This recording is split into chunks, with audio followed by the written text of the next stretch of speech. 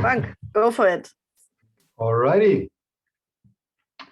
This is a typical Agile coach at work.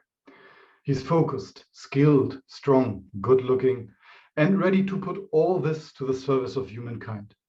And as soon as the job is done, he vanishes into the anonymity of someone who is just not part of the commitment.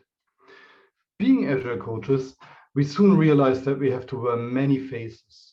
We are teachers and trainers and coaches and mentors. We moderate a lot of meetings. We're facilitators. We understand enough of software development to help our teams with TDD and pair programming. And we understand enough of the product to help our product owners to cut epics and stories into pieces. And of course, we embrace change.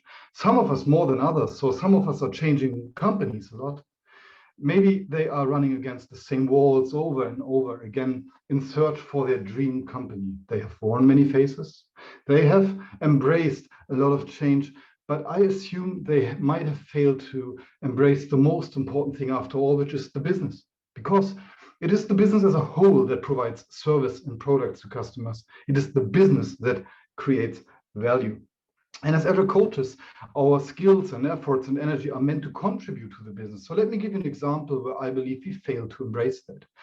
And I think we will all agree that communication is key and mutual understanding is important when working together. So why is it that I have seen Agile coaches giving trainings to managers and business stakeholders what Scrum and Kanban concepts, but hardly have I ever seen Agile coaches receiving trainings about business concepts and business terminology?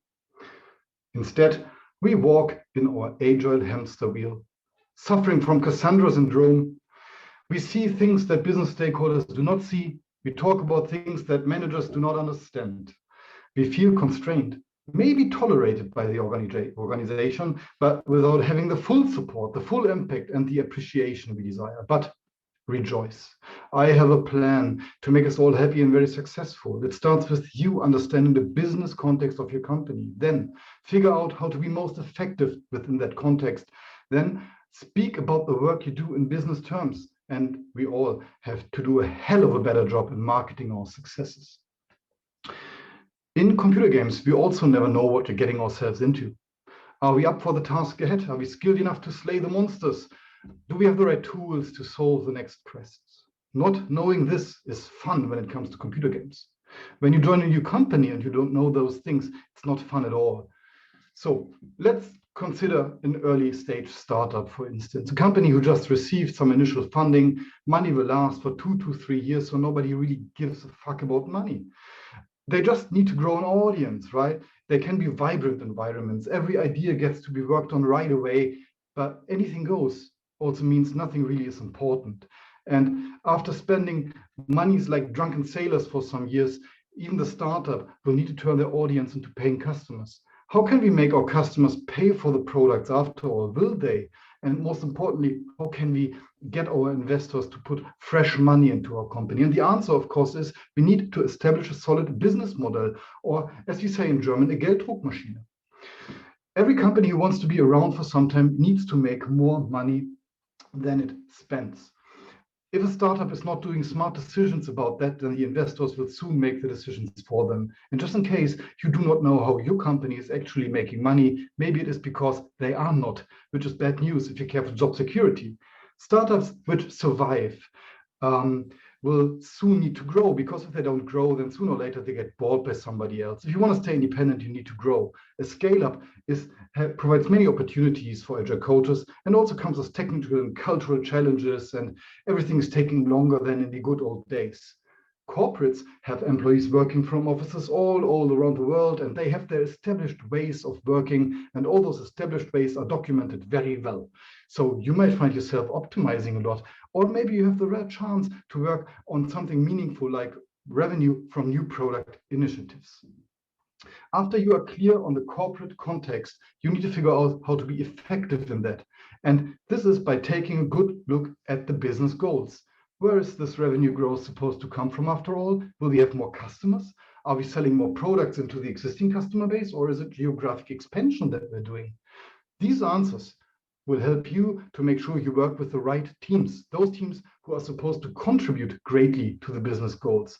Then please make sure that those teams work on the right things. This may mean that you have to work more with the business side, with the product owners, and also make sure that your teams deliver results. In doing so, you will, of course, interact a lot with business stakeholders and managers who just don't get it. This may be because they don't understand how you solve their problems, because they don't understand you. So ask them what they need.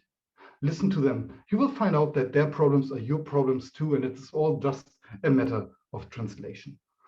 But now, to self-marketing. You may know the story about the man who walks by a stonemason and asks, "Hey, sir, what are you doing?" And the stonemason says, "Well, I'm building a wall." The man moves on, being very unimpressed. He meets another stonemason further down the road, asks the same question. The second stonemason says, "Well, of course, I am building a cathedral."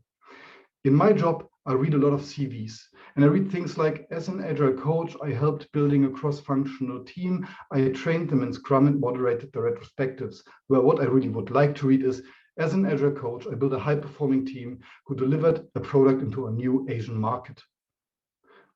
Well, you may be disagreeing with all I say and saying this is all just business rubbish, right? And this is not what you sign up for, is it?